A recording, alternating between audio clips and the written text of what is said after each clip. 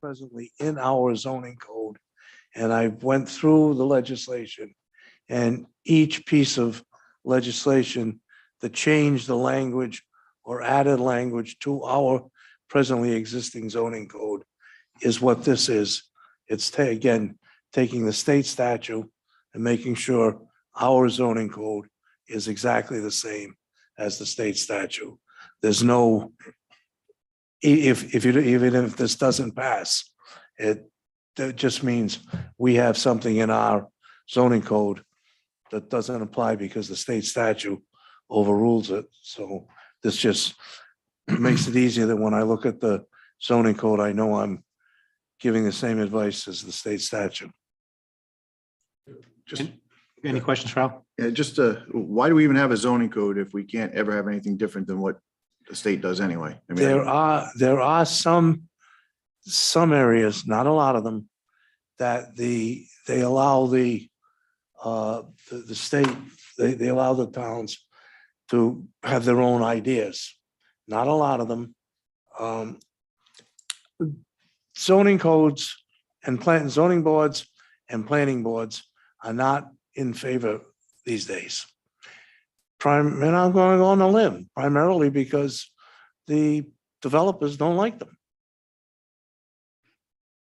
so That's my opinion. so as usual, we're taking away more municipal control and giving it to the state, and the federal government takes more That's state my- control and gives it to the federal government. So we just keep That's losing my- our freedoms you know, more and more, and we have to. sit I'm here and sticking vote my for it. neck out and saying that's my opinion. Yeah. Well, that's my opinion. I as have well. no, So I don't know. I don't deal with the we legislature. could save a lot of paper if we're already going to be told that we just have everything dictated down to us from the state.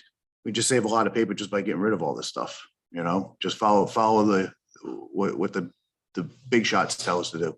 You know, it irritates me. That's why I was asking. It's like, why do we even have this stuff? It just irritates me. In the early late 1980s and early 1990s, the big thing was they created the 3 acts. One dealt with the comprehensive plan, one dealt with planning, and one dealt with zoning. The purpose behind those 3 acts was so that it would have all of the different communities operating in the same way, so that you didn't come into West Warwick zoning and have one set of rules and go into Coventry with the exact same project and have a totally separate set of rules. So that was the initial purpose of those 3 acts. However, as those acts progressed, I'm going to say people found that they were coming before planning boards and zoning boards primarily. Again, sticking my neck out, the developers who were the ones who were coming before them, and they're finding that they got to toe the mark. Well, let's weaken it. Let's weaken it. You know, and where are the vested interests? Up at the legislature. Yep. I probably already said too much myself, so I'll keep my mouth shut from here for the rest of it. Again, we could save a lot of You'll paper. probably get more complaints about my saying that, but that's my opinion, and Yeah. I've never been As bashful. far as I know, still have a First Amendment right to your opinion. So Yeah. as far as I know. Any other questions for Al? Any public comments since this is an ordinance? Hearing none, roll call. Councilman Licciardi recused himself. Councilman Messier, Yes. Councilman Bourget, Don't have a choice, I guess. Councilwoman Williamson, Yes. and I vote yes. Thank you. Business licenses. Move approval of the licenses. Second. Moved and seconded. Any discussion? These licenses, public discussion? Hearing none. All in favor? Aye. Aye. Opposed? Ayes have it. All licenses have been approved if you're here for licenses, which I don't think anybody's here, so. New business, consideration of tax agreement in lieu of payment for drainage easement between LaCroix Properties and the town of West Warwick for property located at 62 East Main Street. I'm gonna recuse myself from this item. I do business with LaCroix, so just to be safe. Do I have anybody? Move approval of the tax agreement. Do I have a second? I'll second. Elaine, how are you? I'm good. Yourself? Want to give a brief history or you want me to? So this is, I think most of you know, part of the Brayton Street Drainage Project has been going on for almost 3 years. We have 2 years of CDBG funding totaling $1.2 million. This easement is imperative to this project. The LaCroix have no benefit from this project whatsoever. They have been very cooperative in working with us. We've met with them several times, the two sons and the father as well. And between all of us, we came up with a figure of $20,000, which we all thought was fair in exchange for an easement that if we don't get, the project will be dead. So the drainage goes through the property now, but we have to upgrade the drainage, and the drainage that was installed there did not have an easement. So as we're updating the drainage, this will fix any drainage from Walker Street. Going back into the 70s, drainage was tied in at the end of Walker Street. I don't want to, I don't know how it was tied in, but it was brought through private property in numerous different locations, which ultimately flooded the property and the properties around it. And a lot of the water came from Harris Avenue, Main Street, all comes down to Walker Street where Kent County Water is. That goes there, goes behind the property, ultimately comes out onto East Main. It goes through a property, which would be, I think, Patriot Oil's property, right through there. Correct. It goes across East Main Street, Pike East Main, and then it goes through the LaCroix, which they had just purchased the property a few years back. And again, the existing drainage that's there, they're fine with, but you know, we have to update it, upgrade it to fix the proper drainage through the whole area. So obviously they want an easement, and the easement's done right. So it's recorded. The town will have a record of it. The new, whether they own it or 50 years from now, somebody else owns it, there's record of an easement there of drainage for the town. So that's, you know, and again, as Elaine said, there's really no gain for them.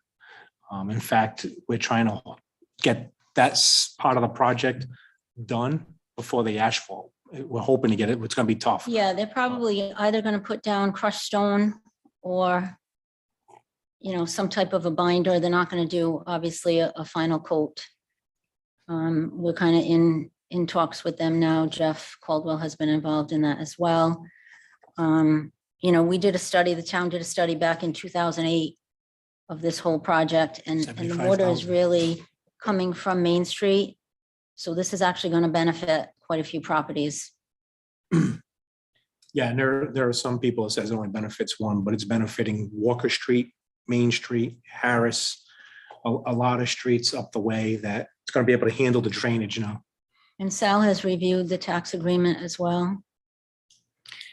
And the way the tax agreement is worded, it's not $20,000 up front. It's $5,000 a year for 4 years. $5,000 per year for 4 years. For a We will total of reduce 20.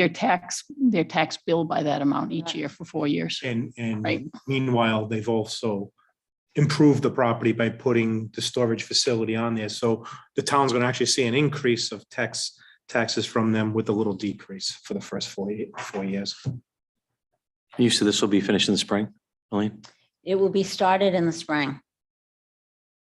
Okay. And we hope to be finished by the end of the summer at the latest. Okay. You know, This has been going on for almost 10 years.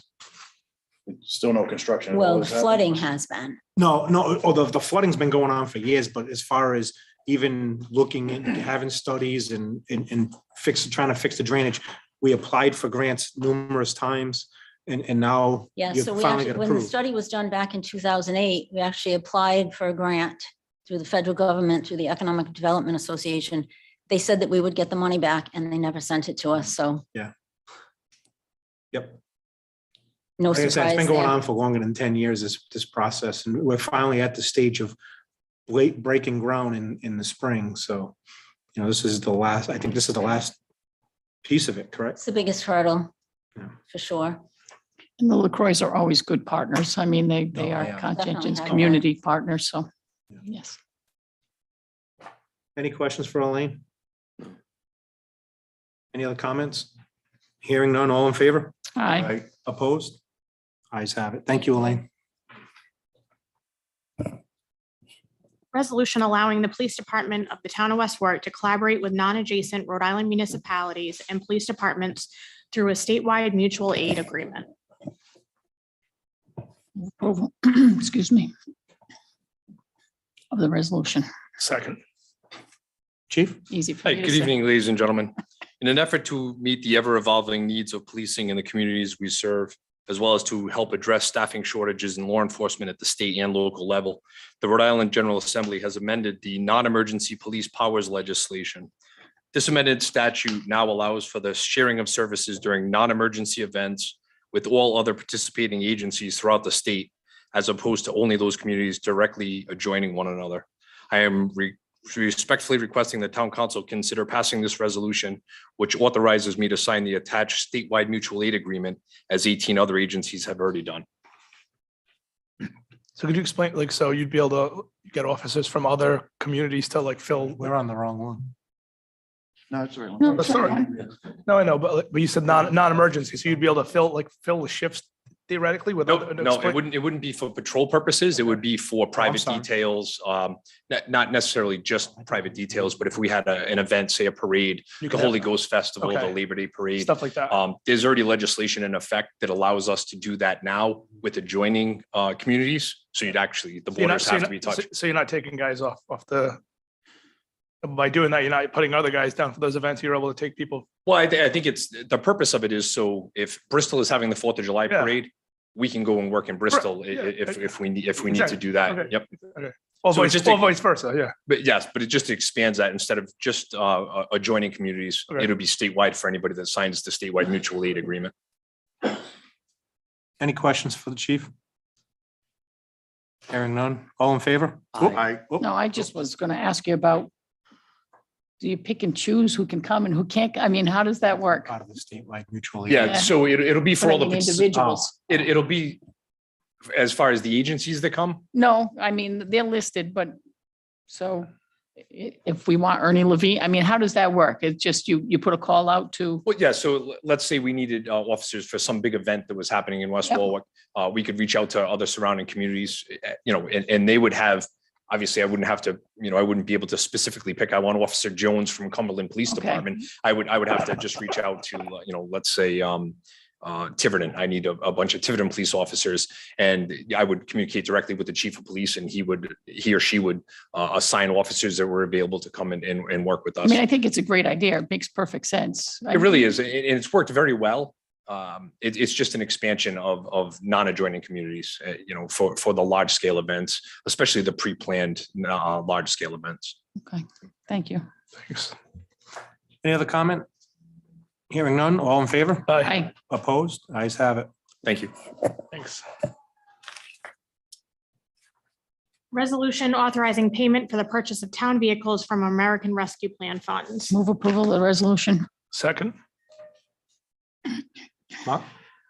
Good evening. During the fiscal 23 budget preparation process, the Department of Public Works and the Parks and Rec Department management team requested $590,000 and $122,000 in capital expenditures respectively. The finance director and I reviewed the request, considering the following factors: the item need and urgency, the effect on safe and efficient operations, the expenditures effects on our fiscal 22 tax levy, and 22, and the fiscal uncertainty surrounding the COVID-19 pandemic. We cut requests at that time and recommended $70,000 and $28,000 respectively for those two departments to you for that budget. We vowed to reassess a few of the high priority requests after the first quarter and consider alternative funding sources. Recently, I met with the acting DPW Director Colwell and the Fleet Maintenance Supervisor French to review the condition of our fleet and our needs moving forward to provide emergency and standard services to our town and its citizens. I recommend the following expenditures to be encumbered through American Rescue Plan funds under the revenue loss category for the permissive use of municipal government infrastructure and equipment enhancement. We're looking for 4 F-450 dump trucks with plow assemblies from McGovern Municipal Headquarters and through the Greater Boston Police Council contract pricing, and 1 Silverado 2500 pickup truck with a plow assembly from Liberty Chevrolet for the amounts that I listed. This action will immediately supplement, because they're in stock, our frontline fleet to replace 2 vehicles that were put out of service recently, anticipation of 1 that will likely be put out of service after this winter, and relieve us of the need to rent up to 4 vehicles for snow removal, which has proven to be an extremely high cost over the last 2 years. Any questions for the town manager? Mark, where do we stand with the amount of money we have left for APRA money? I don't have an exact amount tonight, but we just signed the form for was it 2.3 million, I think, from the remaining county funds that should be wired to us within a week or 2. So it's still quite extensive. Do we have quite a bit left? Yes. Okay. Just a I can question. distribute an exact update if we get that money soon, to just so you have a most recent. Yeah, if you could. Did we do any research for local companies as far as buying the pickups? You knew I was going to ask that, Jeff. Yeah. In stock was the key. Oh, that's the problem. Was one of the key. Because I know we Was one of the visited, key matters, we right? visited some local places to, Yeah, in stock was the key. We called Tasca, we called Flood Ford. Nobody seems to have anything in stock. This company is on the MPA. Mhm. The way it would work is if it gets approved tonight, we'll notify them tomorrow morning. The truck will go and be built on the 7th, and we'll have it in the middle of November. so they have all the pieces. Yeah, They just everything have to is put it there, together. ready to go. As far as the 4 F-450s, all 4 of them are on the lot. 2 of them are ready to go with plows and dump bodies. The other 2 have to have the dump bodies put on them. Again, we'll have them in the middle of November. Are these just for plowing? Is that what the No. primary is going to be? No, in my personal opinion, over all the years that I've done this, the big trucks that we have, the 6-wheelers, are essentially just for snow plowing. And I brought the lead mechanic with me tonight to tell you that the worst you can do is let those trucks sit, and they sit all summer long. They do not get used maybe a handful of times all summer. So things dry out, the salt sits there, regardless of how well you clean them, their box frames. So the salt sits in there, and it just doesn't do them any justice to sit. With the 450s, we use them every single day. They'll be used every single day for everyday work. Right now, we only have 4 of them, so honestly, we don't have enough trucks in general for the day to go about and do our work. So 4 more will definitely enhance our fleet and give us more room to do more jobs, to do different things. And the more I drive around, the more I see, we don't need the big 6-wheelers around here to plow snow. We have a couple of them for our bigger routes. The 450s are more versatile. They can get more places when you have cars parked everywhere. They're just an all-around better fit for this town, in my opinion. The $70,000 price, the reason I asked, it is up, but I know price of automobiles are up anyway. I mean, Yeah, I I think mean- when we went and talked, it was closer to 56 or 57, I think that, It was at least a $7,000 enhancement. yeah, I mean, you could buy a plow 5 years ago for $5,000. Now they're $9,000. right. Yeah, And I think it was unfortunately, there is nothing you're gonna do 18 months about ago, it. they were seven, I yeah. Yeah. I bought mine in 2016 and it was 6,500. It's Yeah. an 8-footer. So Yeah. So there's, I mean, yours is a 9-footer and I could see that being that. around yeah, that and price. it's definitely gonna enhance our fleet, give us more trucks for the people we have, and it'll definitely put another 4 extra trucks on the road for the winter time, which is a huge plus. I agree. Hopefully we don't get the first one before November. I hope they don't get Getting used cold. until we do It's getting cold. fields in Yeah, the spring. yeah, I'd Yeah. rather, yeah, shh. It's coming soon enough. Any questions for Jeff? And or the same Mark? thing with the Silverado, I assume. It's a good truck. Yeah. Okay. Personally. I mean, It's, like I said, Ford, I'll tell you that much right now. it's, Ford's nobody actually- had anything in stock that, I want to say, I could be wrong, Sean will be able to tell better, but, the Ford, for a basic Ford was 70 and change. So unfortunately, And you'll have Perfect. transmission issues in 4 years. Just saying. nope, thank you. Any other I think questions it's a for great Jeff? idea. All in favor? Aye. Opposed? Ayes have it.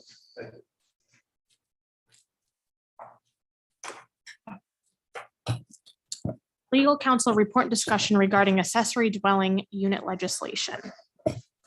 No action now.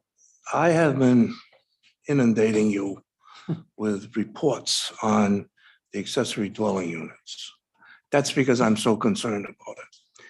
And tonight I intended to come before you just to make a proposal and ask you to do something. But before I get to it, I decided there are two issues that I want to bring up that were addressed in your report. The first is the email that you received regarding my statement of this act being for the homeless. I don't know how I phrased it the last time, but that came about because, as you've seen from all of my emails, I've been in discussion with a number of attorneys. These are all attorneys in the planning and zoning area. What that is there was a general consensus among many attorneys that the underlying purpose of this accessory dwelling unit statute is to take care of the homeless. Your email says that's not so. Accepting the fact that that is not so, we still have a piece of legislation that I haven't met one planning or zoning person who thinks this is not bad legislation. It's just everybody that I've spoken to feels in their community, one way or another, it's bad legislation. Even the email that you received that is supporting this legislation says, quote, despite any possible flaws in the new state law, which may need revision or correction. That's coming from people who support it. You know, so you've got that situation. Another, accepting the fact that it only deals with affordable housing, which is supposedly the reason. We're exempt from affordable housing. Another number of other communities are. Why didn't the legislation say those towns that are exempt from this act? So that's the one point that I want to make, is that even if it has nothing to do with the homeless, it's still a horrible piece of legislation. The other interesting piece that I found was, I believe I sent my last report to you on Friday morning. Friday afternoon, I received a telephone call from our town planner. And one of the points that I had made in my report to you was some hypotheticals of what could happen in our town if this legislation becomes effective. And one of those was, I spoke about a small duplex on a lot with a detached garage. And I gave you the things that could happen with that. A couple of hours after I sent that out, our town planner gets a call from a non-resident or owner of a duplex. And that person has a piece of property, 5,400 square feet in an R6 zone. So it's already a non-complying, pre-existing non-complying statute. Should be 6,000, it's 5,400 square feet. There's a duplex on it. In addition to the duplex, there's what the tax assessor has recorded as a detached enclosed porch. It's a separate building. That building is 18 by 20, 360 square feet. They want to make it a residence and rent it out. So how is this going to affect, and I'm not going to go too deep in this because it's not on the agenda, but there's obviously been lots of issues in the town with minimum housing issues. Is this going to make their job more difficult now because they're going to be squeezing more people into these properties and you're going to end up with, you're definitely opening up the door for that to potentially I happen. would say yes. In addition, that piece of property has no parking spaces. None. It's on the street. And if it did have parking spaces, they could put 5 people in there and we can only ask them to add 1 more parking space to whatever they have. So that's something that, it's not a hypothetical anymore. It's a call that came into our town planner. And if this was now January 1st, I don't see any way we could stop it. So my main purpose of wanting to be before you this evening is a request I'm going to make of you. And we'll make a proposal, a request that we take some action on it.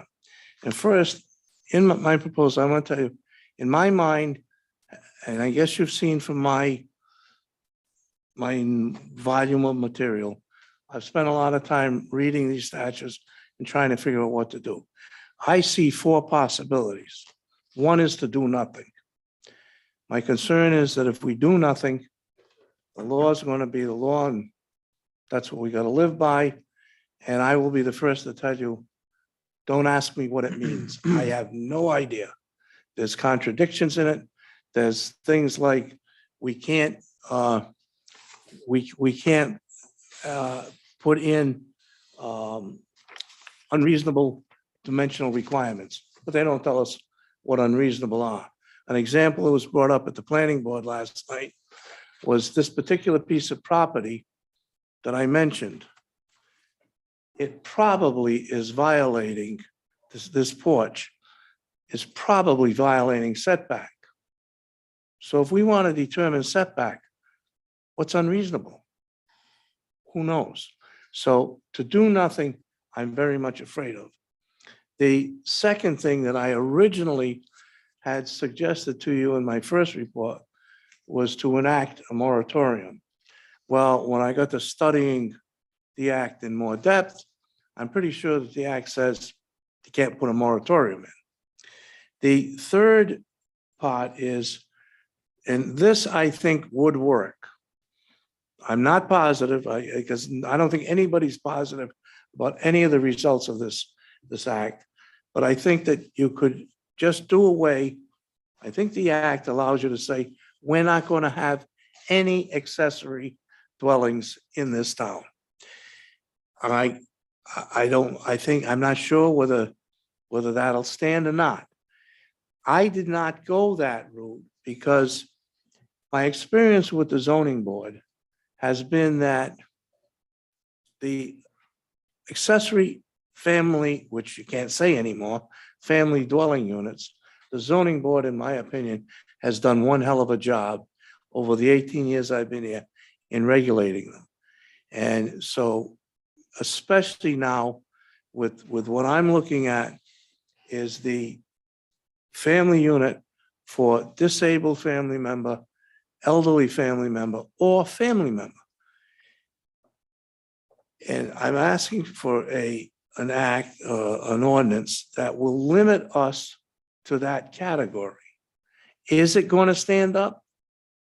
I don't know. I am putting my faith in another section of the act that says, notwithstanding anything else in the zoning code.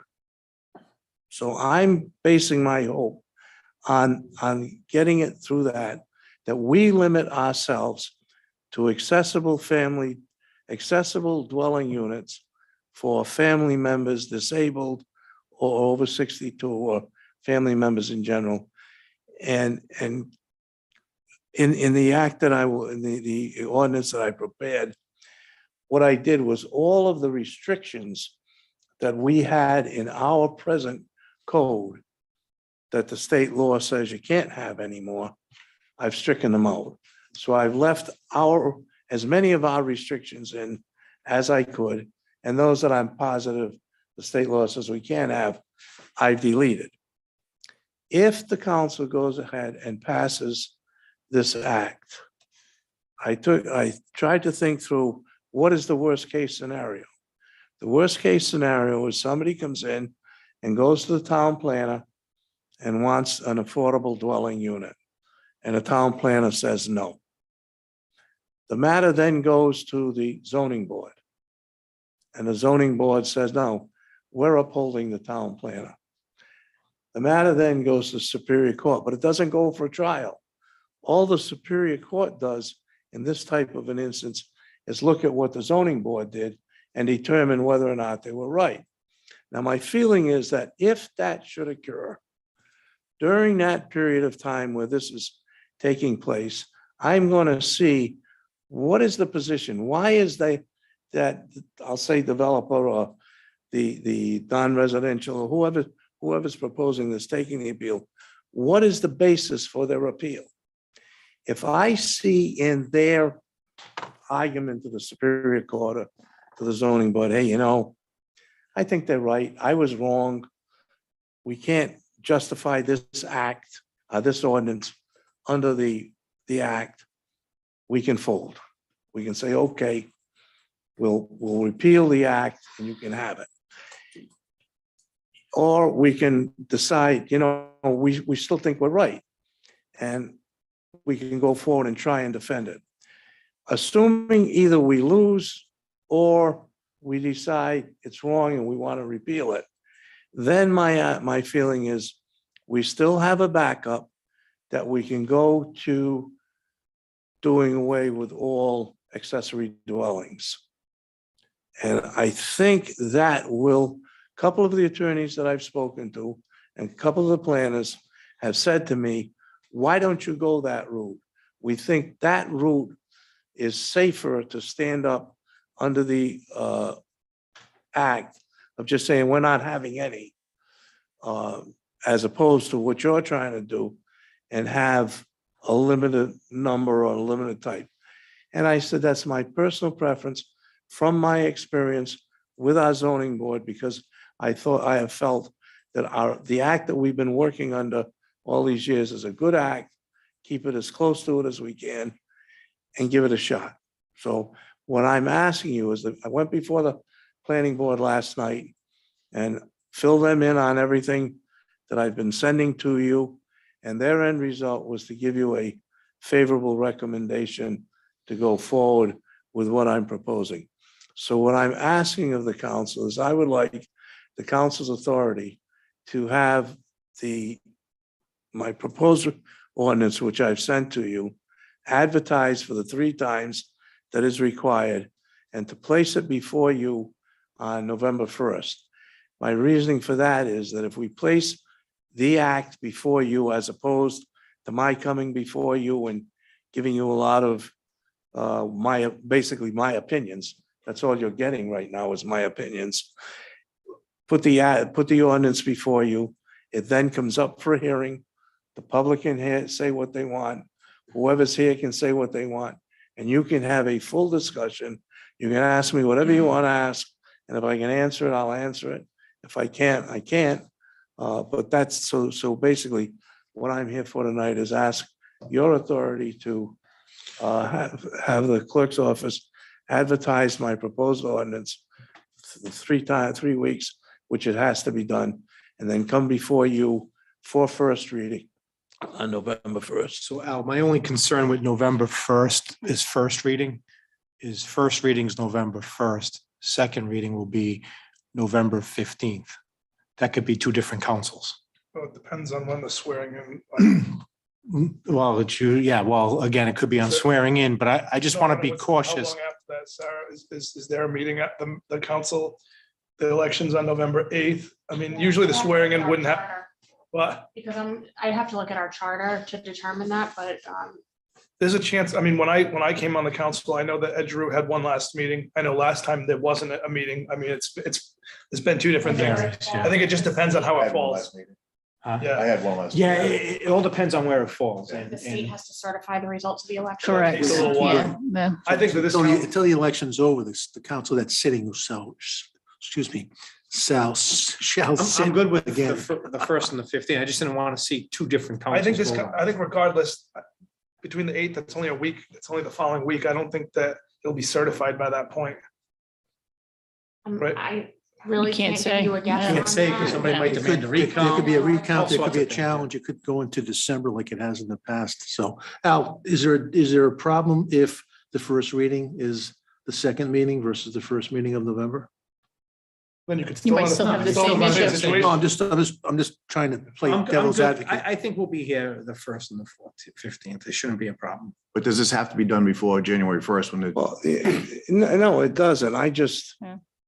I just, the timing has come about and I'm blaming myself a lot Oh, for not moving faster on it, but I have been just so torn up with this thing because I can't say this is it. I read it and every time I read it, I say, well, maybe this, maybe that. I understand your frustration. I look at a lot of the stuff that comes down, as I said before, I don't think they put a lot of thought when they write their legislation. really I can don't. tell you that, It bothers me a lot with a lot of stuff that they do, but that's neither here nor there for this topic. I think we can do the November 1st. And then depending on the election results, if we don't feel comfortable putting it back on the agenda for a second reading on the 15th, we just kick it out to the following meeting after that. That way we can- get it rolling, but we don't offend, a separate council if there is a separate council. when you said they don't put a lot of thought, I spoke with a gentleman who in my mind is the primary, not only attorney in planning and zoning, but he's a member of the statewide planning association.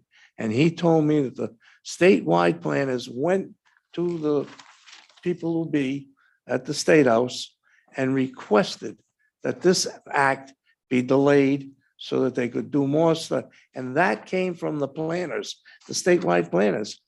And they said, no, they had to get it passed. Yeah, I'm not talking about the people actually write it. I'm talking about the people who actually dictate what they want in it. Yeah, well, You know, yes. and yes. that's where the issue seems to come in The because people who write it, sometimes and Tim can vouch for this better than I, somebody gets a bill, they say to the legislative council, draw a bill saying this, and up it comes, and I'm gonna guarantee, and again, I'll bet Tim can bet it, that there's nobody on that legislative council who has any planning or zoning experience. right, and that's what, there's a lot of different things, like, workers can't go on state roads until 9 AM, but they have to be off by 2 PM.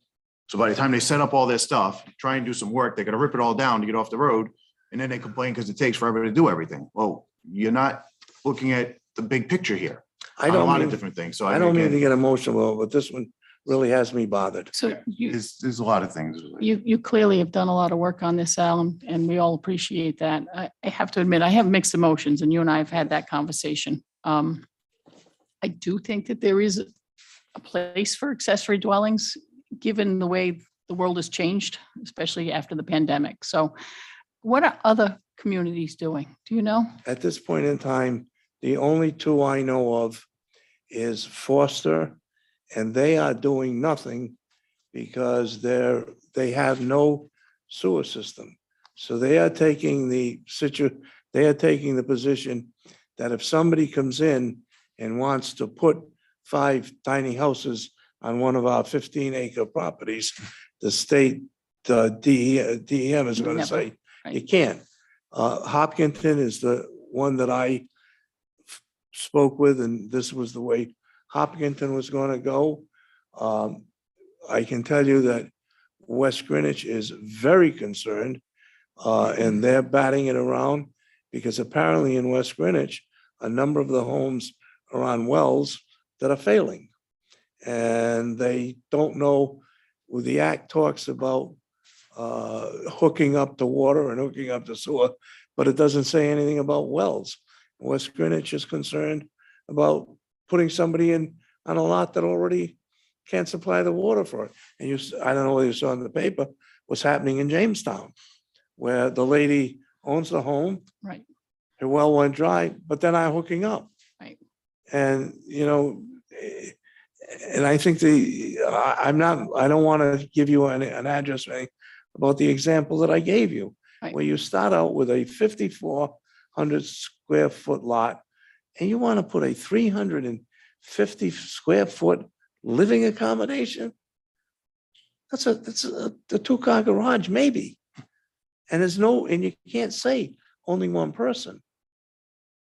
And it's by a landlord that does, not a landlord who lives there. And so I agree That's all it that is. that's a concerning, I mean, that's not even And I a know what sizable, not a sizable hotel room. I get that. But I do think that certainly to say absolutely none would bother No, me a that's great why- deal. And I do think there is a place for it. That's why I chose what I did, because I, like you, think that there is a place for family accessory dwellings. Yeah. Which apparently there are not many of us that do.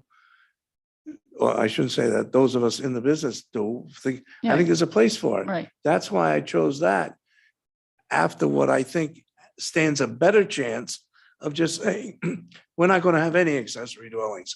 I don't think that's right. And again, I go back to the fact that, I think our zoning board has done one incredible job in making sure that those accessory family dwellings we presently have, we've built into it notice that if you sell it, it's no longer an accessory. They've done a tremendous job. Every year, our building official at any given time, it's in our statute, can go in and check with it, so that we've done a lot to try and prohibit, okay, mom passed away, so now I'm gonna rent it out. Right. Who And- controls that, though? If I have one of those and I want to rent it to somebody in my family and they pass away, and I have that income coming in and I want to rent it again, but who's It's a gonna, family dwelling. so I can't rent it to my second cousin, To what? to my second cousin? You can until you get caught. Well, so who's going to regulate all this? That's what I'm trying to say. Well, as it is now, I won't lie, it's difficult to regulate, but they're supposed to file, I don't know whether it's annually or semi-annually with the building office, and the building office does regulate, and the neighbor complains. And that's, that we can't go out and inspect everyone to make sure that mom's not there, but it's being rented. But they do the best they can, only with the regulations we presently have in effect. We keep it as limited as is humanly possible. So with your suggestion of eliminating them all, what happens to the existing ones that actually have? No, I family think members? I don't think that you can do anything. Yeah, so they're grandfathered in until, I would believe so, until either you sell the property or mom dies. right, okay. So we are actually gonna grandfather stuff in, unlike what the state legislature did with certain topic of not grandfathering gun right stuff. Yeah, I would think if it's been, that's another thing. They totally removed the zoning board from this. Right. Zoning board has no say. Do we have many in progress or many requests that have come in? Well, the only one I know is the one I mentioned, and to me, it was fortunate because I had a actual example to give to you. And what surprised me was that my hypothetical was basically what the reality of it was. And I drove by the place. I knew where it was. I drove by it. And what amazed me more was not only the size, but the fact that there's not one parking space, Yeah. not even for the duplex that's there now. I mean, that's an egregious example. There's no doubt about that, but And I think what you're going to say, and again, I'm saying, this is my opinion, you're going to find most of these from the absentee landlords. We have a Because lot- they don't don't we have- care. Don't we have a lot of apartments that don't have off-street, like, are they required for each apartment to have like? Well, there's a off-street lot, parking? most of them are pre-existing non-conforming. But new ones that have come in the last. Yes. Okay, because I'm saying there's a lot It's required now. now, but I mean, in the past, there's plenty of. mean, there's I plenty. happen to be in a town hall this afternoon, and just because of where I was going, I drove down Providence Street. Take a look at the residents on Providence Street between Bradford Soap and the old high school. And every one of those duplexes has a 2-car garage behind. Every one of those can be an apartment. There's a couple of them that actually have apartments behind them, Yeah. in garages. Actually, the new one that they're building is pretty impressive. I don't know if you've seen it, but The issue is, Yeah. we already have a reputation of being, a bunch of slumlords in town. We're just in the news over this weekend because of supposedly a slumlord situation, No, So not all this supposedly, legislation, no, Actually, actual slumlord situation. I haven't seen the property myself, so I can't, Jay that's Jay what called me this supposedly. morning and I'm gonna start working on that issue. Yeah, so it's like, why do we want to continue to create situations where we have people living in horrendous conditions? and It just doesn't make sense to And me. I understand you do want to have more housing, like that's a good thing.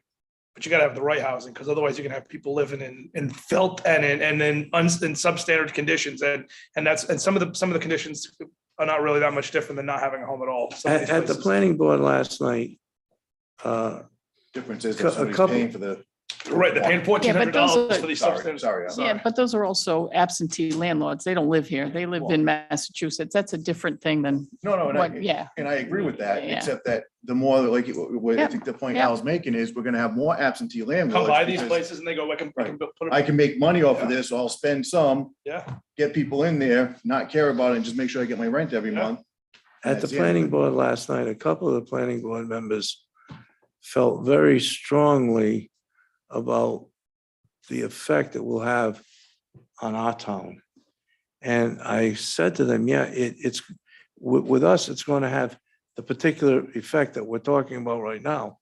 But when you look out to communities, say like East Greenwich or Exeter, where they have the big pieces of property that are undeveloped, or that a developer can go in, buy that house and put a bunch in it, it's not going to be somebody who's got a nice house on 5 acres of land that's going to bring them in. I talking with Johnny Bernero, he jokingly said to me, hey, he says, I just want you to know, I'm putting 2 tiny homes behind mine.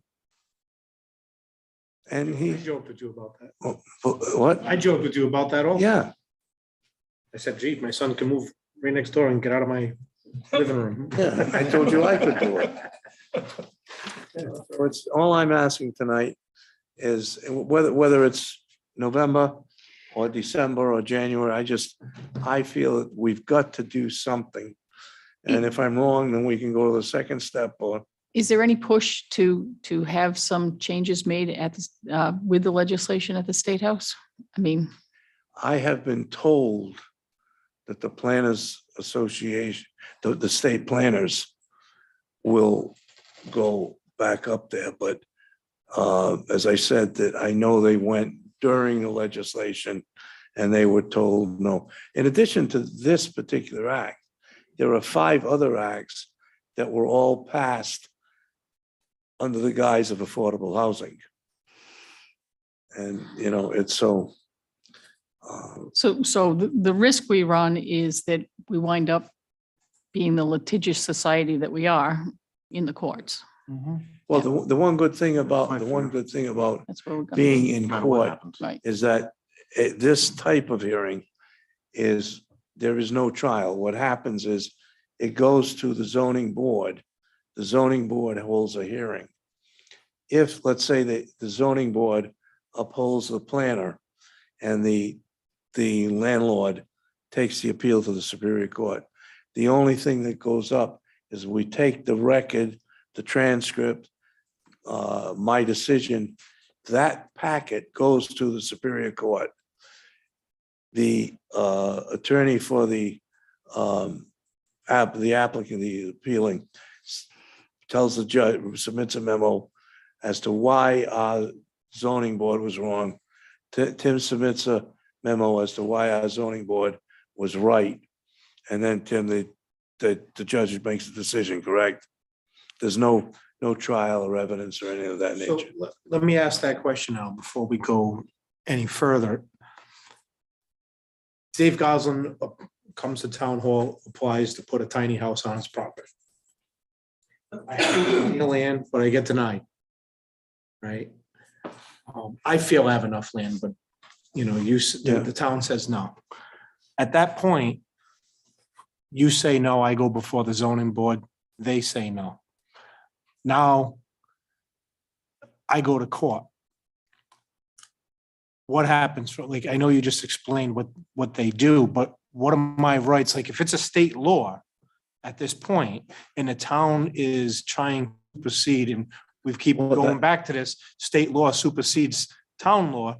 I'm gonna sue the town to get my piece, to get my little house on the property. What's the odds of the town winning that? That's the question. Well, that's the question that I can't answer that question. That's the question that the Superior Court's gonna have to say is, hey, town, you drafted an ordinance that doesn't follow the state law, therefore you gotta let him have his affordable housing. At that point, our ordinance is dead. And isn't that likely to happen, though? I mean, in reality? Anybody persistent, yeah.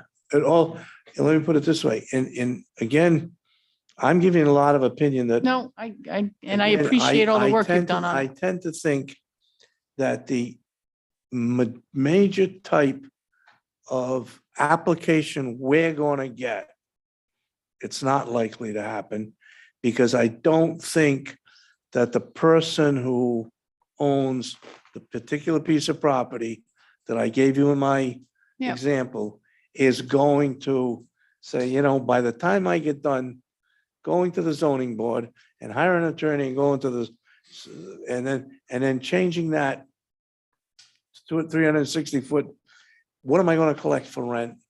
So Well, I don't- until you get one, I mean, until you get like a big landlord that owns like 60 properties in the state and they No. go, and over the course of, yeah. No, I said that in general, I think our main population, to answer Mary Beth, I don't think we got the type. Go out to West Greenwich or something where somebody can put in a number of pieces, yeah, then the developer with the dough, he's gonna challenge it, so. So I your don't know. ordinance does not preclude us from having accessory dwellings. It just sort of reverts back to what we've done before and tries to follow the state That's law as what much I'm as trying to possible. do. Yeah. I'm trying to keep us where we were. And Okay. again, as I say, worst case scenario, even if we got to the point where we went to the zoning board and I sat before the zoning board and I listened to the attorney for the applicant and I'm not gonna put the town into a lawsuit, Okay. then we can't win this one. Okay. Let's give up. All right. And let's do away with that ordinance. And then I'll come back and say, let's try this thing of no affordable housing. Yeah. But, I still you know, think we should put it on the first meeting of November, and like I said. Yeah, That's fine. But before the second meeting, we'll know the results. Right. Well, mostly Maybe. know the results, hopefully know completely.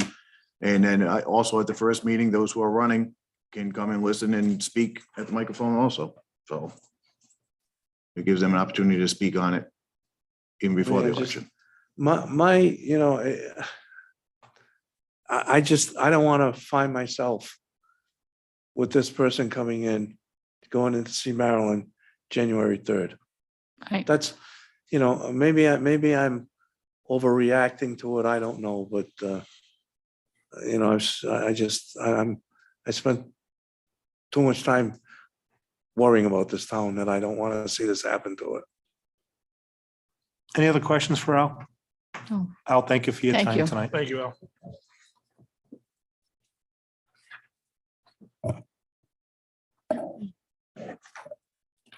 Consideration of consent letter from American Tower relative to modifications of the Factory Street Tower by Sprint Nextel and authorization for the town manager to sign.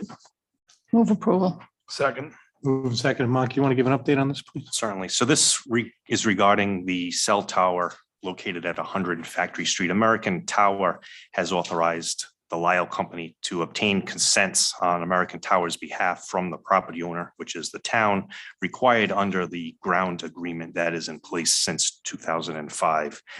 They're requesting consent as stated prior to doing some proposed modifications by Sprint, Nextel, and its affiliates and subsidiaries.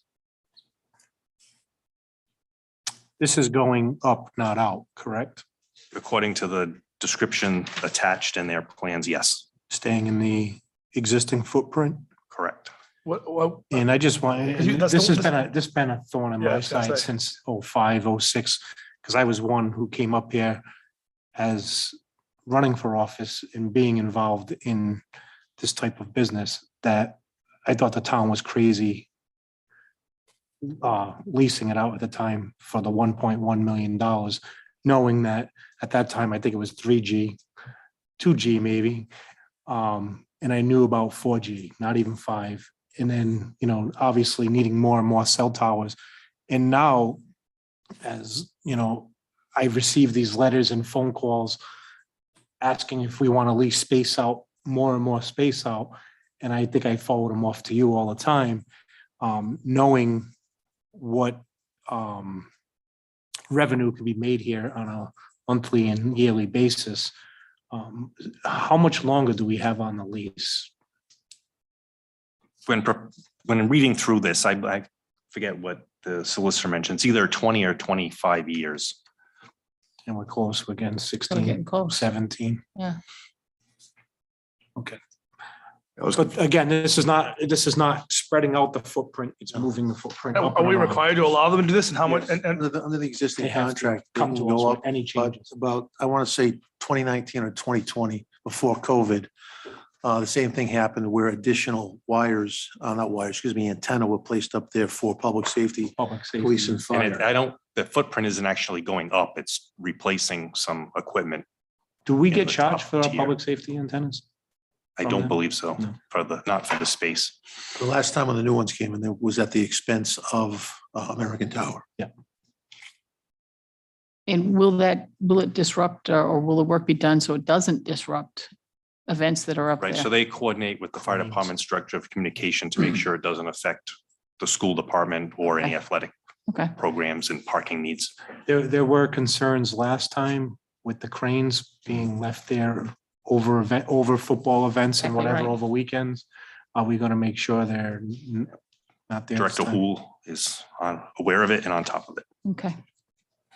We don't have a choice in this, so we can't just tell the managers, sign them why does it have to come before the council? I don't. Just so the council's aware that. You're they're the changing. legislative body, and typically when you have town property, town council has the right to basically debate and determine whether or not they're going to take the recommendation. But if we don't have a choice per the contract we already signed, that council already made that determination. The agreement says So council my approval, opinion, so. this is just me, if this was spreading out and taking more land, I would definitely say no, you know, they're taking more land from the town, which wasn't in the original agreement. That would, I would agree You know, with. Obviously, anybody they let on there new, it's they're getting the lease, they're getting the rentals, they're getting whatever, so we really can't stop that. anybody know how much they're making by renting it? The format of government, if there was a I can't give you an mayoral exact form of dollar government, the amount. mayor would sign it. I've But seen because you're a offers. council manager, the council basically is the legislative body and you're a bit higher than the administrative officer. So it goes before the council. And again, if anybody has questions about it, because if something happened to change in the industry or the technology, you would have, potentially citizens coming up here and arguing that you can't allow any additional stuff. And you might take that into consideration and say, no, we're not going to do it. And then again, you don't want to end up in litigation. But if you have an absolute positive, logical and lawful reason as to why not to allow this, you can address it through a vote and say, no, we're not going to do it, versus just letting the administrator do it. And as the Gs go up, right now we're on 5G, right? So to get faster internet service and all that, and this is what I was trying to explain way back when, is they need to have more and more space. Now you're starting to see companies rent the top of telephone poles to get that space. So there's definitely a lot of money. There's buildings in this town that are high enough that people are renting the rooftops to put their cell towers, little radiation things, well, not radiation, don't say it that way. but-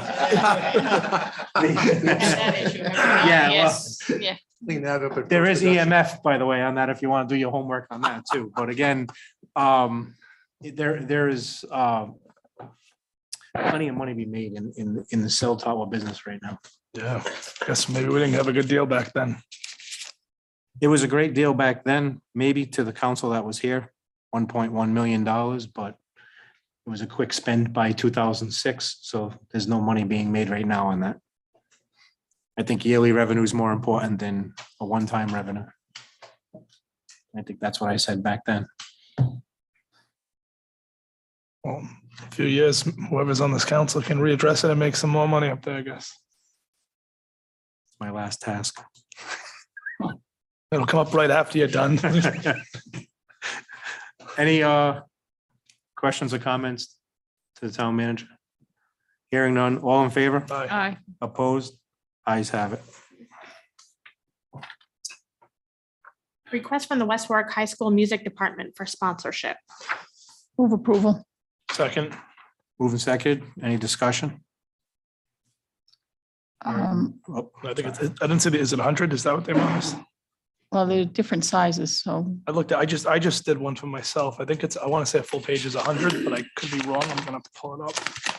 full page is $100 Yep, okay. with a picture if you wish. That's what we need to discuss too. Oh, because we have the picture minus council. And I know election's only a month away, so after the next election, I think we definitely need to update the picture. 4 out of 5 of us are in the picture. Mark. I don't got my picture taken anyways. Well, again, it's Photoshop, we could easily Photoshop you in there. it's just not fair to you either, like that people are seeing if we put our picture somewhere and previous council members in that picture, so We in cut all your fairness, ex-girlfriend there out, should we'll be. cut John out.